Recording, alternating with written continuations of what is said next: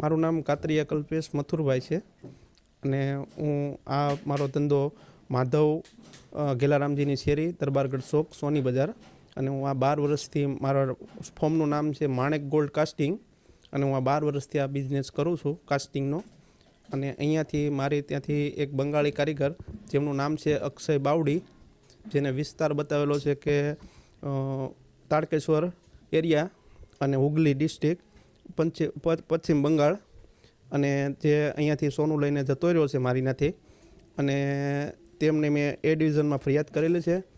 તે સર લોકોનો મને ફૂલ સપોર્ટ છે અને તે લોકો સારું કાર્ય પણ કરે છે. અત્યારે મને તે સપોર્ટ આપી આવી રીતે અને મારું સોનું મને પરત અપાવે એવી મારી નમ્ર વિનંતી છે.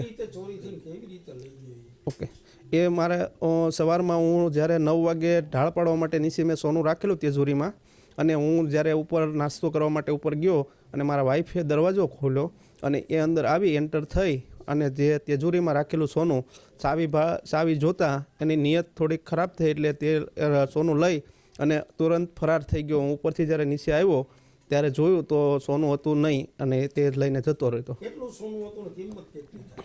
એની કિંમત આશરે થાય છે 37 લાખ રૂપિયા. 270 ગ્રામ ફાઇન હતો અને પ્લસ